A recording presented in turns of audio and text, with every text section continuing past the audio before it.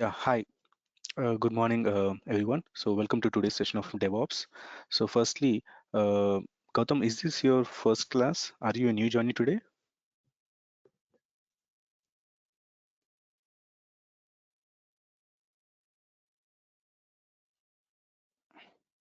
Gautam, can you hear me?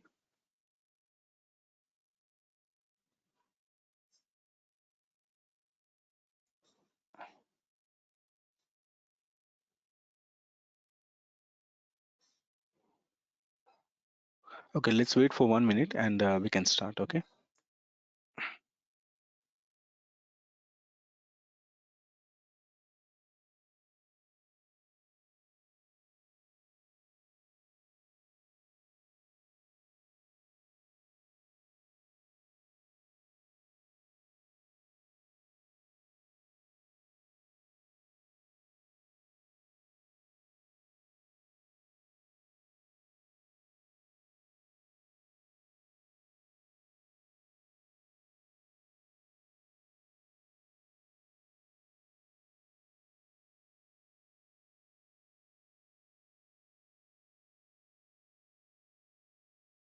So let's start. Okay. So Gautam, I have seen your message. So this is your first session, right? So what we are going to do is like uh, this is a backup session. Okay, so I'm taking this introduction part of DevOps again for the people who have missed my yesterday's class. Okay, so if you have any queries, you can just unmute yourself or you can just drop a message in the chat box. Fine. So let's start. So before going further, let me introduce myself first. So my name is Venkatesh. You can call me Venkat. I'm a senior DevOps engineer with 8+ years of experience in the IT industry. Okay, I have worked for companies like Wipro, Capgemini, and currently I'm working for TCS, Tata Consultancy Services. I'm a corporate trainer as well. I have taken a lot of trainings for the freshers in my companies, and also the people who are trying to migrate to DevOps from their existing technology. Okay, I was a part of interview panel for Capgemini. I have traveled across various states, Tamil Nadu, Andhra Pradesh, and Telangana, and I have conducted. I was part of the interview panel, and I have conducted um, interviews for DevOps positions. Okay, so are you a student or a working employee, Gautam? Do you have any experience? I have more than 15 years experience. Yeah. Okay, so you're currently Uh, working, right? yes, yes. Okay, fine, fine. So let's start. Okay, so again, I'm going to repeat. Jnaneshwar, this is a you have just joined, right? So this is a backup session for introduction part of DevOps. People who have missed my demo, for those people, I'm taking this session. If you still want to continue and you want to be in this session, then no issues. Okay. Okay, I will be continue. Okay. So, okay, Gautam. So, have you heard these companies? I hope everyone had heard these companies and they have these apps, the Ola and Uber on their mobiles, right? So, what about the left side companies? Have you heard these companies? Do you have these apps on your mobile? I believe the answer is no. Okay. So, I'll tell you why I'm asking you this question. Okay. So, these left side companies, the Meru Cabs, Dot Cabs, Sky Cabs, all these three companies are cab companies in Hyderabad. They were launched in the year of 2005 and 2006. Okay, just give me a second. Just give me a second. So hi Nagendra. So I see you have joined this session. Is this your first session? Oh, this is my second session. This is your second session. And have you heard my demo? Yeah, I heard a demo yesterday. Okay, so yesterday, like I given the introduction part of DevOps, sorry, AWS Cloud Computing. Yeah, correct. Okay, and you wanted a backup of DevOps introduction, right? Yeah, I wanted. Okay. So just wanted to confirm that, and fine. So let's go ahead. Okay. Yeah. So I was just telling that I'm going to take teach you guys DevOps, and I have 8 years of experience in the IT industry, and I have worked for companies like Wipro and Capgemini. Okay, so I was taking this example. Okay, so how many of you guys have heard this right-hand side companies? I believe that these apps are there on your phone. And what about the companies on the left-hand side? I believe no one will no one will have these apps installed on their phones. Okay, so the reason why I'm asking you guys, these left-hand side companies they were launched in the year 2005 and 2006. Okay, and whereas these companies, Ola and Uber, they were introduced in the Indian market in the year 2010 and 2011. Okay, so there was clearly a gap of 5 to 6 years, approximately 5 to 6 years gap was there. Still today, Ola and Uber are market leaders in the cab industry, right? But whereas the left-hand side companies, these three companies are not the market leaders. Okay, hardly people know them, hardly people book their cabs, and hardly there is no business for them when as much as they compare with Ola and Uber, right? Yes, yes. Yeah. Okay. So the reason is, I'll tell you the reason. Even though they got into the market way early, 5 years before, but they were not able to get as much as business what Ola and Uber got it, right? So the reason is they were using the traditional old method of booking the cabs. What was the traditional old method? We used to call to their customer care. We used to tell them that I'm so and so person. I'm waiting at so and so place, and I have a flight to catch at 11 a.m. and I need a cab at this point, right? And cab driver is to come and he is to pick it. So the problem is that even though when smartphones started coming into the market, these people were still using their telephone model. Okay, these left side companies. So when obviously that was the era in 2010 2011, smartphones started coming and people started using smartphones, and it was that particular time when everyone started using apps on their phones, right? That's what Ola and Uber uh, tried to use that opportunity. They grabbed that opportunity and they have launched their application. Is today in 2020 as well. In this year, we can see these apps. Okay, the companies Miru.cabs and SkyCabs, we can see their apps on Play Store, but nobody will be interested in installing the apps actually, because even though the pricing model, whatever the charges they are charging, it's very much similar to Ola and Uber, but still people are preferring Ola and Uber only. Okay, the reason is that whatever the company, whenever a company tries to launch a product, okay, the reason I'm telling all these things is whenever a company tries to launch a product into the market, they always try to see that that product is launched first. Okay, they don't want that product to be launched second, because whatever the concept, whatever the idea it is, they have to launch it as soon as possible. Otherwise, people will they will always consider it as second only. Okay, I'll give you another example. You remember Paytm, guys? How Paytm was introduced and into the market, and how they started giving coupons, discounts, and immediately Paytm was the first app which started scanning and paying in India. Am I right? So very soon, once Paytm was a huge hit, companies like Google, PhonePe is like Flipkart, right? So Flipkart and Amazon, all these companies started developing their own apps, right? They seen that okay, digital payments are getting a huge demand, so they started developing their own apps, but they couldn't reach the market share of Paytm. Am I right? So what they did, they wanted some market. They wanted people started using their apps. So what they did, they started giving coupons and discounts and cashbacks and some other offers. I remember when I started using GPay, Google Pay, some of my friends got 500 and 1,000 rupees cashbacks. Okay, that was the starting time when Google Pay was introduced and Google Pay started giving coupons. So in some or other way, companies try to grab your attention. Okay, if they can't enter into the market first, they'll try to grab your attention, they'll try to grab the customer's attention by giving some discounts or coupons or something. Okay, but these left side companies, these Meru, Dotcaps and Skycaps, they couldn't capture that market first. Okay, they didn't got into the digital market, and they didn't offer any discounts as well. Okay, that's why these companies still exist, but nobody not so many people use these companies. Okay, so that's the reason a lot of companies try to come into the market as soon as possible and uh, launch their product as soon as possible and grab the customer's attention. So we'll see what is going on in the backend first.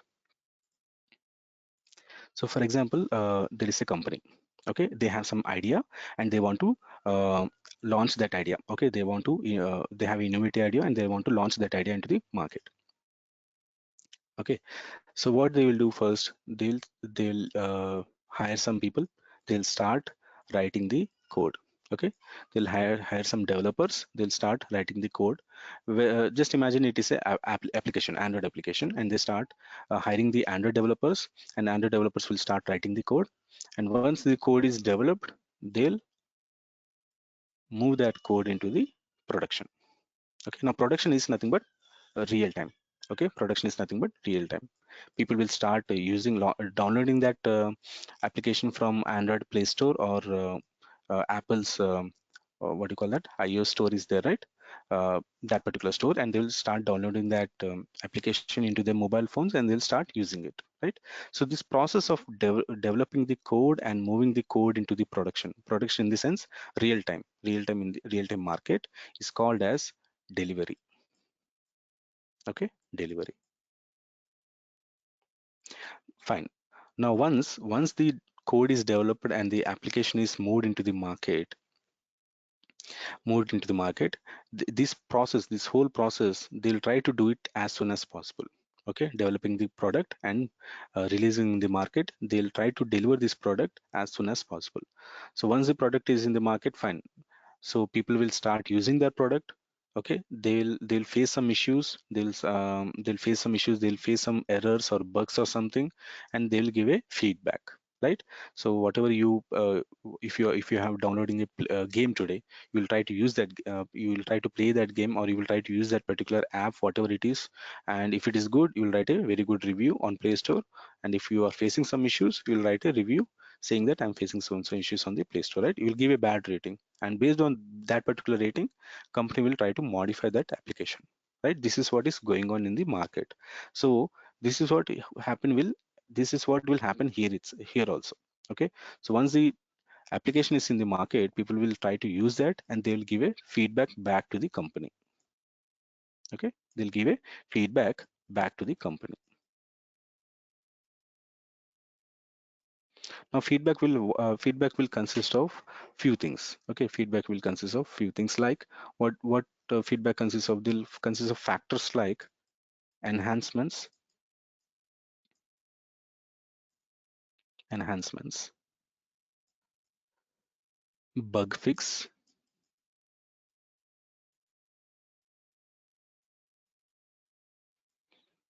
and errors and issues.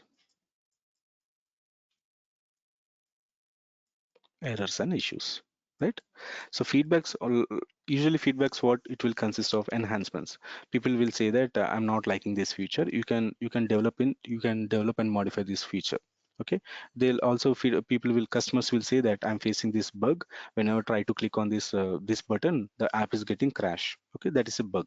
Okay, and finally, errors and issues. So any like some other technical errors and issues faced by the customers, they'll try to give all these feedback factors, and company will consider these feedbacks and they'll try to modify the code.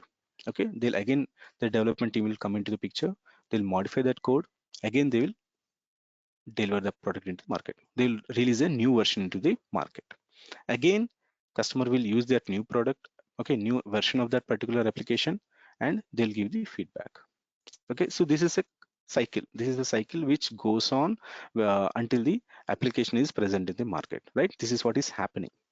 Now this whole, whatever we have seen here, this is a very simplistic method of a SDLC, simplistic method of a software development lifecycle. Okay, so we'll understand what is software development lifecycle. So this is how a product is developed, it is delivered into the market, feedback is gained, and they will remodify it, they will add some features, they will add some ideas into that, and again they will deliver the product into the market. So this is a continuous cycle which we call it as software development life cycle. Okay, now what is software development life cycle, and what is what are the components involved in software development life cycle? We'll try to understand that. Okay, so any doubts until now? Okay, so before going further, before going before going into the SDLC, we'll try to understand the organization goals. Okay, what a organization in the market, what they try to achieve in the first place. Okay, so they will try to achieve always faster delivery of the product. Okay, faster delivery of the product, in the sense, as I told you, I've taken this Ola and Uber example, right? Whenever a company tries to launch any product into the market, they will try to deliver the product into the market as soon as possible, because uh, in that way they can achieve maximum market share. Maximum number of people will start using that product because there is no other product available other than that. Okay, so that's a very important goal, where a company will always try to deliver the product as soon as possible into the market. Second one, higher quality of the product. Okay, delivering fast in a fast manner will always lead to some or other issues. Okay, especially with respect to quality.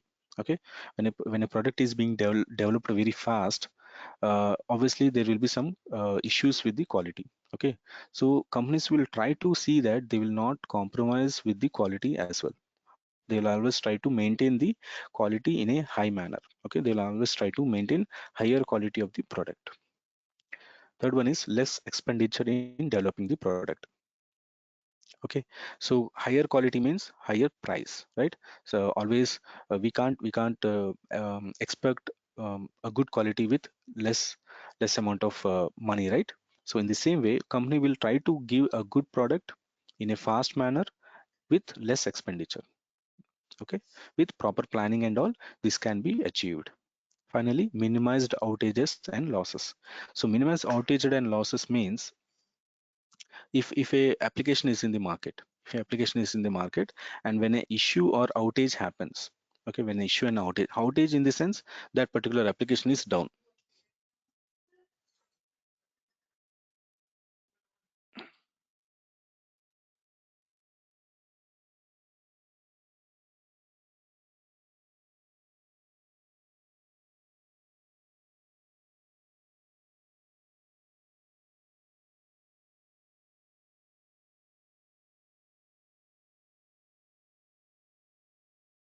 Hello.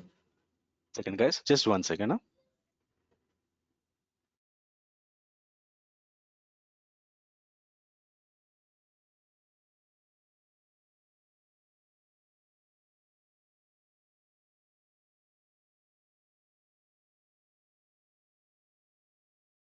I'm sorry for that. Yeah.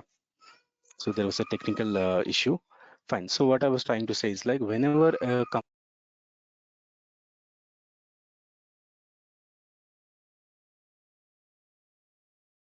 Yeah, so whenever a company is having a product into market, and whenever a issue happens, okay, issue happens in the sense that particular application is down, or any sort of technical issues arises, company will try to, the organization will try to resolve it as soon as possible. Okay, the company will try to resolve it as soon as possible because it doesn't want customers to be affected. For example, very few days ago on December 14th, we have seen that Google's Gmail, YouTube, Google Maps, and a lot of other services were down. Okay, I hope you guys remember that. And what happened that day? If a person who wanted to drop an email in Gmail service, okay, the Gmail was not working. So obviously it affected his that particular person's that day's tasks, and he has to wait for few hours, right, until the Google Gmail was up and running, right? So this sends a uh, bad message to the company's customers. Okay, obviously Google is a very big company. What happened to that particular day? Google's reputation was affected. Okay, a lot of news people, no, a lot of news channels, a lot of news papers, all these social media sites were covering that Google is down, right? So it sends a bad message to the customers that when your product is down in the market, we have to make it as soon as possible, and we have to make that application up and running as soon as possible. Okay, so always a company will try to see that we have the outages are very less and losses are very less. Okay, so these are some of the important organization goals which a company will try to achieve it. There are like many other goals, but I personally feel that these four factors are very much important. Okay, fine. So we were discussing SDLC, okay, software development lifecycle, right? So a software development lifecycle very similar to a human lifecycle. Okay, how a human life cycle is there.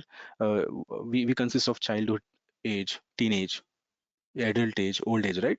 In the same way, a software development from starting to ending, we have certain stages. Okay, so we need to understand the stages first, then we can proceed further.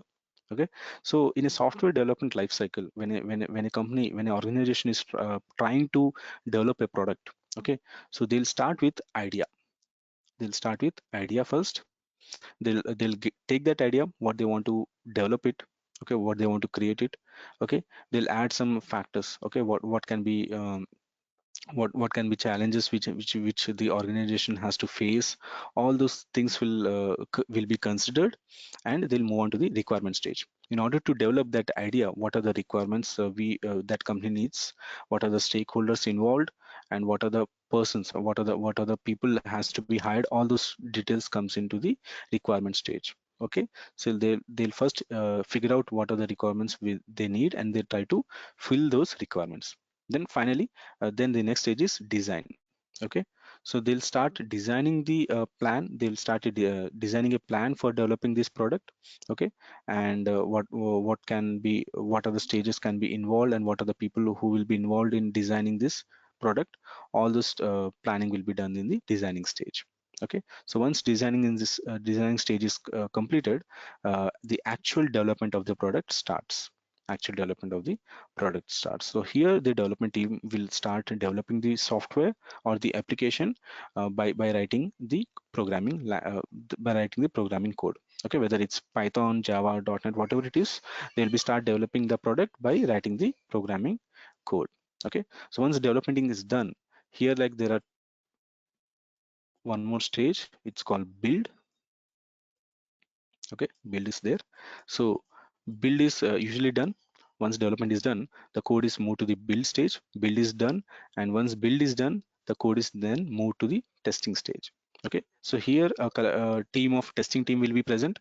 Both manual testing and automation testing will be carried out, and once all the test cases are is passed, that particular code will be moved to the quality assurance. So again, there is one more stage called QA, quality assurance, where the quality assurance people will try to check the code, and they'll try to see that the code is actually with good quality or not, and they'll try to minimize the code and all. And once the quality assurance tests are passed, they'll move that code into the development stage. Sorry, deployment stage. Okay, so the deployment stage is the final stage where they'll deploy the product into the market, and they'll wait for the clients or customers feedback. Okay, so once they get the customers feedback and if they find out any issues or bugs are there, they'll try to maintain, I mean they'll try to modify that code again, and they try to develop the code once again, and they will try to release the code into the market once again. So this whole process of maintaining the product again, okay, the whole process of maintaining the product, like modifying the product once again, developing the code, and releasing the product, re-releasing the product into the market is called as maintenance. Okay, also there is one more stage called monitoring. Okay, monitoring, where the application is monitored in real time. Okay, monitoring. So the application is monitored in real time, whether any issues are there or not. Then if any issues are there, they'll try to resolve those issues as soon as possible. Okay, so these are some of the stages which are present in software development lifecycle in any project or any product which they are developing in the real time. These are the stages usually involved. Okay, so wherever you go, whatever project you select, these stages will be present. Okay, so we'll try to understand a little deeper. Okay, we'll try to understand a little more deeper by understanding the waterfall model and agile model. Okay, waterfall model and agile model.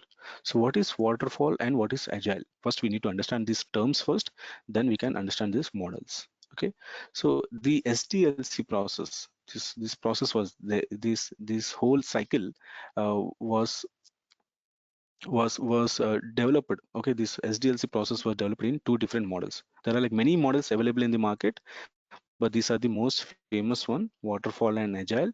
Okay, so this waterfall model, the whole process of developing the product, the whole process of developing the code was adapted in early 2000s. Okay, in early 2000, this whole waterfall model was the only uh, one of the main models adapted by the software companies, and still some of the companies are still using this approach to develop the products.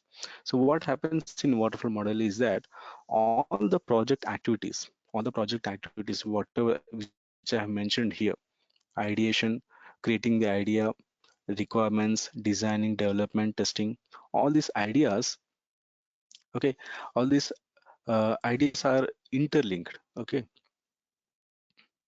all these ideas are interlinked and they depend on each other. Okay, I can put in this way: all the stages in the waterfall model are broken down in a linear sequential phase. Okay, linear sequential phase in the sense, which means that each stage or each phase depends upon the deliverables of the previous stage. Okay, so each stage depends upon the deliverables of the previous stage. Or I can say that once the one stage is completed, then only the next stage will uh, start working. Okay, I can say it in that way. Okay, so I'll give an example. See this diagram, see this part. Okay, so what happens in waterfall model is like, once the idea is created, then only the requirement will start. Once the requirement start, once the requirement is completed, then the designing starts. Once the designing is completed, then the development starts. And once the development is totally completed, then the build starts. Okay, so the waterfall model is like totally, it depend, all the stages interlinked. Okay, all the stages are interlinked, and the each stages depends upon the deliverables of the previous stage. Okay, so this created a lot of what do you call that, lot of it was a time consuming process, and the first point of a organizational goal to deliver the product into the market as soon as possible, that was not being achieved by this particular waterfall model. Okay, because all the stages were interlinked, and we have to wait for the entire stage to complete, and um, we need to move on to the next stage. Okay, I'll give you example. For example, you take I hope you guys played Candy Crush, right? Candy Crush. So Candy Crush let's assume that Candy Crush consists of 100 stages, 100 levels. Okay, 100 levels. So if you follow waterfall model, the concept is that we have to develop 1 to 100 levels and then release the product into the market, because all these stages are interlinked, and once all the stages are successfully developed, then only we can release the game into the market. But if you consider the other model, agile, if we have developed one, at least one level of the game, we can release the product into the market. Okay, so let's understand agile as well, then we can understand that example more clearly. So this was this stages depending upon the deliverables of the previous stage made waterfall like companies started like moving on from waterfall to agile model. Okay, this approach from waterfall model had several drawbacks, and like faster delivery was not possible, higher quality in less time was not possible, and when a system had an outage, the recovery time was so high that it used to take a very good amount of time in bringing back the system back to online in the working stage. Okay, using of waterfall model. Now, after the drawbacks of waterfall model, companies started using a new approach, which was called as agile model. Okay, agile. So in this agile model, in this agile methodology, same stages, all the as I told you earlier, same stages were involved, but there was no dependency. There was no dependency with the other stages. Okay, the phases which were involved in agile, the phases were not dependent upon the deliverables of the other stages. Okay, so these stages will be like uh, so since there was no there was no dependency on the other stages, uh, companies started delivering the product into the market so fast, and the people the once the product was in the market, they got feedback fast, they redeveloped the product again, and they launched the product into the market again and again. So it happened so quickly. People started, the companies started adapting this agile methodology more and more. Okay, so earlier we were talking about that Candy Crush game, right? So in Waterfall, we have to compulsory, like we have to develop all these levels, then only we can release that game into the market. But whereas coming to the agile, if we have developed at least 1 to 10 levels, we could have we can release the game into the market, and we can develop the rest of the what do you call that, the rest of the 90 levels later on. Okay, so this was the freedom which was given by agile when compared to the waterfall. Okay, so this made a lot of companies to understand that agile is much more advanced and faster when compared to waterfall, and a lot of companies started what agile methodology for developing their software products. See this diagram. In this particular waterfall, in the on the left hand side, the waterfall process, it's like a big collection of target, okay, which we have to deliver it. Okay, so if you see this, it is considered, the product or the project is considered as a huge chunk. Okay, huge big chunk, or a huge big task. But whereas in agile, that particular main task is divided into subtasks. Okay, the main task is divided into subtasks, and once all the subtasks are developed and combined together in the final, we can get the same product, but in a much more faster manner. Okay, now here comes the question. So where does DevOps comes? What is DevOps, and where does the DevOps comes? So here what is happening is that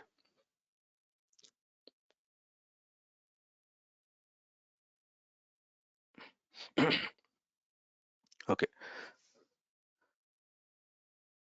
so I was telling that 90% of the software companies in today's world uses agile model.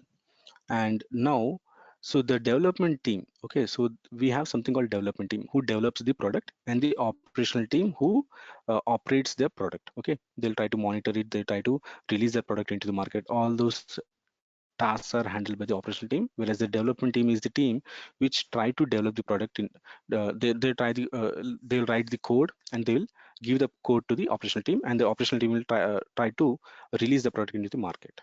Okay, so the question is that whenever the development starts building the product, okay, whenever this development starts building the product, or they try to make any changes in the code. Okay, for example, there is an application, and that application needs some modification in the sense customers are facing some bugs or facing some issues, and those issues has to be addressed. So the development team will try to make some changes in the code, or they'll try to modify the code, update that new changes, or introduce the whatever if they have any new ideas, they will try to introduce new ideas into the project. So this creates a challenges for the operational team. Okay, challenges in the sense, see, challenges in the sense like whenever the development team start modifying the code, okay, whatever the ideas they try to introduce, this creates a lot of burden for the operational team. This always creates a lot of burden for the operational team. So some of the challenges which the operational team face is like they are always concerned about the productivity. Okay, whether the product will be successful or not. When they're trying to release the product into the market, they always have a concern that whether the product will be successful or not, whether that product will be satisfied or not. Okay, and they always have the constant pressure to improve the process quality. Okay, they always have the constant pressure to improve the process quality. And the operation team is always buried under mountain of reporting. Whatever task they do, they have to report to the they have to make reports, they have to log all the tasks which they have completed, and they have to report it. Okay, and if any new release happens, and they need to move the product into the production stage and start creating the reports for it as well. Okay, so this whole task the whole task carries out only if the development team adds any new features into the code.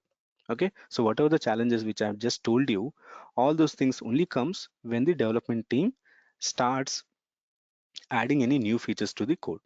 Okay, so these development team guys, they'll just write the code and they will give the code to the operational team, but the real headache starts here only. Okay, so this always created a gap between the development team and operational team.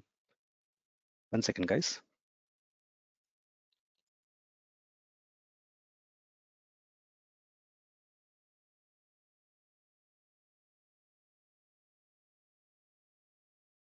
So this always created a gap between the development team and operational team. Okay, the gap in the sense, development team just writes the code and they just give the code to the operational team. These people has to uh, release that code into the different environments. They have to check whether that product will work in different environments or not, and the product will be satisfied with the client or not. All those things they have to worry about. Okay, so they always they were always the operation team is always against the new changes. The operation team is always against the new changes. So when there is a again when a particular team is against something, development will happen very slowly, right? So this gap which created between the development and operation team was causing a lot of problem in the software development. Okay, software development. So this was again this particular gap always used to create problem in faster delivery of the product. Okay, to overcome this problem, and fill up the gap between the development team and operational team, a new concept was created which we call it as DevOps. Okay, so again, I will repeat that. In order to fill up the gap between the development team and operational team, a new concept was created, which we call it as DevOps. So DevOps, if we try to understand that word DevOps, Dev is taken from development team and Ops is taken from operational team. Okay. So dev is taken from development team and ops is taken from operational team. So basically, a DevOps engineer is a person who bridges or who fills the gap between the these two teams, development and operational team. How he will achieve that? How he will fill up that gap? He will use different techniques, different tools, different techniques, different his scripting knowledge to do the task automatically and see whatever the manual operations are there in the project, which can be automated. Okay, so when things are automated, obviously the product will be delivered faster, and the time taken to develop that product will be very much less. Also, it will lead to less manual efforts. Less manual efforts will be needed to develop that product, right? So so what tools he will be using in order to automate the tasks? He'll be using some of the tools which he will be using is these tools. Okay.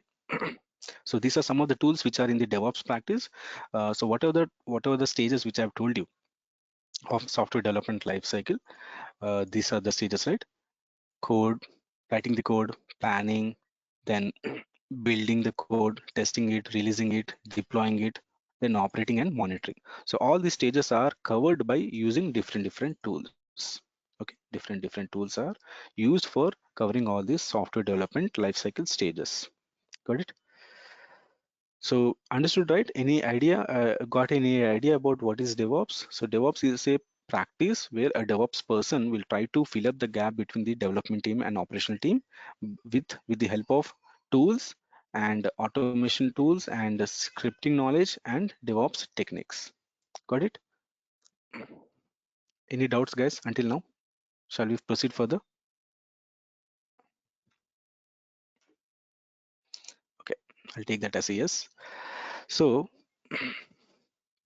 what will a DevOps, who is a DevOps engineer, what he'll be doing on a day-to-day basis? So DevOps person is someone who has a very good understanding of software development lifecycle. You need to understand from where to where, uh, and what are the stages involved in software development lifecycle, from where to where the code is being moved. Okay, from planning, from designing, from building, from everything. So what are the stages which I've told you earlier?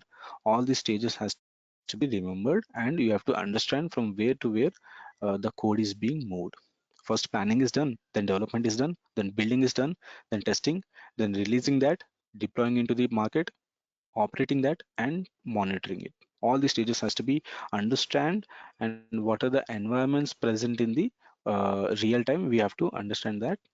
Okay, so DevOps engineers should have a very good understanding of SDLC. So he or she should also have a very good knowledge on automation tools. Whatever the tools which we have discussed here, we are going to learn these tools. Okay, we are going to learn this and this and this and this. Okay, all these tools we'll be learning all these tools. So we should have a very good knowledge about these tools in order to achieve automation. So DevOps engineers should adapt developing continuous integration and continuous deployment. So we'll discuss this concept. Okay, this continuous integration and continuous deployment is a very big concept. We need at least 1 hour to discuss this concept. So we'll discuss this later on when the time comes. Okay, just don't like, I don't want to burden you in the first class. Okay, so just ignore that point as of now, but we will discuss that when the time comes. So what are the skills a DevOps engineer should have? He or she should have this proficiency in the scripting languages. Okay, either you should be good in shell scripting or Python scripting or any other Ruby, Perl. There are like multiple options available, but my suggestion is that you learn Python. Okay, I'll be giving you the basics of Python scripting, but if you want a complete Python, if you want to be like expert in Python scripting, you need to, like, there are like multiple what do you call that, multiple courses available in the market. Where you should join and you should learn it. But I will be giving the intermediate level of Python scripting knowledge. Okay, DevOps engineer should have knowledge in CI/CD pipelines. Again, the same thing. This point has repeated here. Okay, we'll discuss the CI/CD pipeline in detail when the Jenkins tool comes. Okay, so DevOps engineer should reasonably adapt to the configuration management tools like Chef and Ansible. Okay, so these are the configuration management tools which we'll be using for configuration management in our servers and for achieving automation. Okay, achieving automation. So these tools comes under the operational part here. These tools, Chef and Ansible, comes under the operational part for configuration management. So we'll be discussing these tools. We'll be learning these tools from scratch for achieving the automation purposes. Okay. So what is the next thing? DevOps engineer should have a good knowledge in working with the containers. Again, containers is a concept which we will be discussing in the Docker part. Okay, we'll be discussing this containers concept in the Docker part. So containers are nothing but lightweight VMs. Okay, lightweight VMs. So how we will be using virtual machines, right? In the same way, these containers are lightweight VMs which are like based on OS level. OS level. Okay, so we'll be launching these containers. We'll try to manage those containers using Docker and Kubernetes. Okay, so these were some some of the daily or like we will just understanding what is a DevOps, who is a DevOps engineer, and what are the skills a DevOps engineer should have it. Now we'll try to understand what a DevOps engineer will be doing on a day-to-day uh, day-to-day in a project. Okay, so DevOps engineer is expected to do these daily activities to maintain the DevOps pipeline, okay, the CI/CD pipeline, and to build and maintain the servers of support systems. What are the servers are present in our project? We need to build and maintain those servers. If any issues comes, we should be the first person. We should be the first person who will be start working on those. Okay, he or she should work on ops as well. Okay, our main goal is to support the operational team. Okay, our main goal is to support the operational team. We have to sit with them. we have to we have to fix the issues what the operational teams are facing, and we have to diagnose the build failures as well. Okay. Work on engineering and architecture enhancements. Okay, so whatever the automation techniques are present in the DevOps practice, we need to figure it out whether we can adapt those automation techniques in our project or not. If yes, we need to initiate that automation technique by talking with our project lead. Okay, so these are some of the tasks, okay, which a DevOps engineer will be doing on day-to-day basis. This may be different, or this may vary depending upon the organization or project. Okay, there is no rule that these points should carry out in each and every project. This may vary, but most of the time these are the tasks which a DevOps engineer will be doing on day-to-day basis. Okay, so we should remember some few points before understanding what is DevOps. Okay, so a lot of people say that DevOps is a software, DevOps is a tool, but no, it's not a tool, it's a methodology. Okay, DevOps is a methodology, it's a process actually, or we can say it as it is a philosophy which is adapted in software development lifecycle for automation. Okay, so it's not a tool, it's a methodology. Okay, a lot of fresher students ask me, Venkat, can we learn the DevOps tool and can we become a DevOps engineer? The statement is invalid. The statement is wrong actually. DevOps is not a application, or it's not a tool, it's a methodology actually. Okay, cloud computing knowledge has become mandatory. Yes, a lot of companies are moving their physical infrastructure, whatever the servers they have in their project, they're moving into the cloud. Okay, they're moving to the cloud because they don't want to maintain this physical infrastructure anymore. It incurs a lot of cost, it incurs a lot of manpower. Okay, so companies are moving this infrastructure to the cloud like AWS or Azure or GCP, and they're maintaining those projects in the AWS cloud. Okay, so cloud computing knowledge has become very much mandatory for today's engineers, and we'll be checking AWS as well. We'll be checking AWS as well in our course content. Okay, not the complete AWS guys. We'll be checking the introduction part of AWS, and we'll be checking EC2 and CloudWatch services. Okay, both freshers and experience can switch to DevOps. Okay, both freshers and experience can be switched to DevOps only if they understand the DevOps practices very far, in a quick manner, and if they practice it on daily basis, DevOps can be adapted by both freshers and experience. So Linux basics knowledge will be an advantage. If you guys have knowledge in Linux, then very good, it will be a very good advantage in learning DevOps very much faster. Okay, if you don't have it, no problem, I'm going to teach you Linux as well. I will be giving the Linux fundamentals class, in which we'll be learning Linux from scratch as well. Okay, programming knowledge will be added advantage. If you have any programming language knowledge in advance, okay, if you have any knowledge with respect to any programming language like Python, C, or .NET or Java, it will be added advantage. But if you don't have it, no problem, we can still manage it. Okay, we can still manage it. So more job opportunities for DevOps role. Okay, if you just open Naukri or LinkedIn or any other job site, if you search for the keyword DevOps, you can see like thousands of job opportunities are present, because a lot of companies are facing these issues.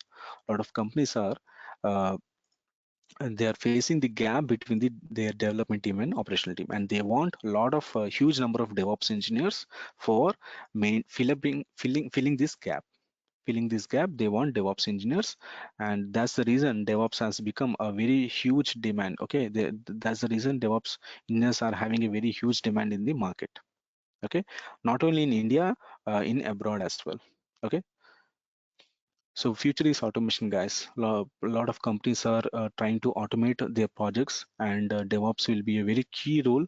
DevOps will be playing a very important and key role in the automation. So if you are trying to choose DevOps as your career, you are in the right path. Okay. So what are the tools which you are going to cover? So we are going to cover these tools. First we'll be starting from Linux fundamentals. We'll start AWS as well. Okay, we'll try to understand introduction to AWS. What is AWS and how it is useful in today's IT industry. What is EC2 service? We'll try to understand what is EC2. We'll try to launch EC2 instances. We'll try to understand load balancer, auto scaling, accidental termination, Amazon machine images. All those concepts will be covered in EC2 part, and also the CloudWatch service for monitoring the EC2 instances. Okay, and then we'll go on with the Git for version controlling, Docker for containerization, Ansible for configuration management, Jenkins for continuous integration, Nagios for monitoring purposes, Chef for configuration management, and last Maven for the build purpose. Apart from this, I'll be giving you Python scripting basics as well. Okay, Python scripting basics as well. Okay, these are the tools which you are going to cover. As I told you in this earlier slide, I have told you, right, this one, this and this and this and this. Okay, these are the tools which you are going to cover. And finally, what you need. So you need a laptop. Okay, you need a laptop or a desktop if you have, for practicing purposes, and also you need to have a AWS account. Okay, you need to have a AWS account for practicing. Okay, we'll be launching a lot of Linux servers, and for launching Linux servers, we'll be using AWS. Okay, and how to set up the AWS account, how to create an account will be, I will give you the link. You can just open that link and you can just follow the steps which are present in that particular video, and you can create your AWS account. It will hardly take 15 minutes. Okay, guys, so we'll be I'll tell you, we are going to learn DevOps, right? And in real time, lot of DevOps tools are in Linux. Okay, lot of tools are in Linux, and so we'll be learning Linux as well. And in order to launch Linux, in order to practice Linux, we need Linux servers. And for launching those Linux servers, we'll be using AWS Cloud Service. Okay, so we are learning DevOps here. A lot of DevOps tools are in Linux. So we'll be first, we'll learn Linux also. And for practicing Linux, for learning Linux, we'll be using AWS Cloud Service. So this is the path how we are going to follow. We'll learn AWS first, then we'll learn Linux, then we'll finally get into the DevOps tools, which I have mentioned. Okay, so my ways of teaching, what I'm going to teach you guys in my way, I'm going to give you the theoretical knowledge first. I'll give you the theoretical knowledge first, then we'll see the same concept in practical in the cloud AWS. Okay, and once all these tools are completed, immediately after, once the one tool is completed, I'll give you the interview questions and answers. Okay, you can follow them. Whatever the interview questions I have asked for the students, and whatever the questions I have gathered from my colleagues and my other interview panel members, I'll be sharing those questions. Okay, I'll provide you the material as well, the theoretical part. Whatever the theoretical part I am teaching you, I'll provide the material in Word format or Notepad format. Okay, and finally, mock assessment. If you guys are comfortable and if you guys are okay with that, I'll conduct a mock assessment at the end of the each tool. Okay, mock assessment means it will be consisting of just 20 questions, just to understand whether you guys have understood that particular tool well or not. Okay, that too only on demand. Okay, if you guys are comfortable only, then we'll go ahead, or else we can skip this part. And finally, we are just sitting here for DevOps job, right? So I'll give you the resume preparation as well. Okay, I'll give you the tips. I'll give you my resume, and as well as my colleagues, my friends, and some of the resumes which I have collected. I'll give you those resumes. You can use those resumes. You can prepare your resume and you can upload it, and you can try to get a job. Okay, so these are the ways which I'm going to follow. And that's it from my guys, right? So if you have any doubts, you can ask now. Yeah, what was the session yesterday? I missed it. Okay, so yesterday's session was how to create the AWS account and how to launch a Windows instance in AWS. Okay, so I will take a backup of that on Monday for you guys. Okay, Okay. Yeah, I have so there created was account. nothing much. Yeah, I have created the my account, and I will give, okay, if you have created, then it's fine, or if you don't have it, then you can create it, but I will provide you the link. Okay, so what I'm going to do is like I'm going to create a WhatsApp account, so people who are going to join this course, they will be present in that group, and whatever the notes which I'm going to take, the theoretical part and all, I'll provide that material in that WhatsApp group, and any updates with respect to the class. Okay, whether the class is if the class is getting cancelled or something, I'll provide the an update on that particular day in the WhatsApp group. Okay, so just confirm whether your guys are joining. If yes, please share your mobile number in the chat box. Okay. Yeah, tomorrow, day after tomorrow, there is no session. Yeah, so I will be taking classes from Monday to Friday. Saturday, Sunday is off. Okay, so we'll be following the MNC culture. So Saturday, Sunday, no classes. Okay. Yeah, okay. So any other doubts, guys? Yeah, there Uh, is no change in the timings, right? I'm sorry, can you repeat that? Yeah, now you're taking session from 7 to 8. So in future, there is Yeah. no changes in the timings, right? See, that depends upon the management actually. They have asked me to take from 7 to 8, and if there is a demand, uh, if they want me to change the timings, I'm fine with that. Okay. So if you do you have any requirement in any other timing? Yeah, like I'm attending other sessions also, or it may conflict. That's the reason I'm asking. Okay. So what available timings do you have? Like what other timings you can join so that Yeah, I can this is fine for me. 7 to 8 is fine for me. 7 to 8 is fine for you guys. Okay. So what about other guys? So am I speaking with Gautam or Nagendra? This is yeah, Ganesh. Nagendra. Nagendra. Okay. Okay. So what about Gautam? So you are fine with these timings? Are you comfortable joining this course? Okay, so if you're fine, please share your mobile number so that I'm creating this WhatsApp group because I'll be updating the class details from Monday onwards. Okay. So any other Venkat, doubt, guys? Yeah, yeah. Tell me. actually, whatever the content that you'll be covering in AWS, will that be sufficient to work on the real-time platform?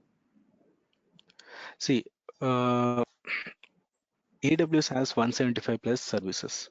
Okay, AWS Okay, has 175 plus services. If I start teaching you that services, DevOps will be never be completed. Okay, so okay, I will be frank with you. Okay, I don't want to create I don't want to give you false promises and all. AWS is a separate course. Okay, and for a DevOps engineer, we'll be learning as much as we want. Okay, we need to launch okay, instances. We'll try to see the CloudWatch. We'll try to see the S3 bucket as well. Okay, some of the concepts which DevOps engineer should possess, I'll try to teach that. Okay, but let me be frank. Okay, because AWS is a separate course and it's a like 50 to 60 days course which needs to be completed for getting the certification. yeah. Okay, Okay. so And also, yeah, go ahead. will you be teaching us on Kubernetes and Terraform as well, or is that excluded? Terraform is not there, but I'll be teaching you Kubernetes. Okay, Okay, because I'm still in the learning stage of Terraform, so I don't want to what do you say that lead you in a wrong way. Okay, okay, okay. so any other doubts, guys? Shall we conclude this call? If everyone is fine with that. Yes. Okay, so that's it from my guy. That's it from my side, guys. So if you have any queries, please drop a message in the chat box. I'll try to reply to your query. Okay. Yeah. Thank you so much. Have a great day. Bye.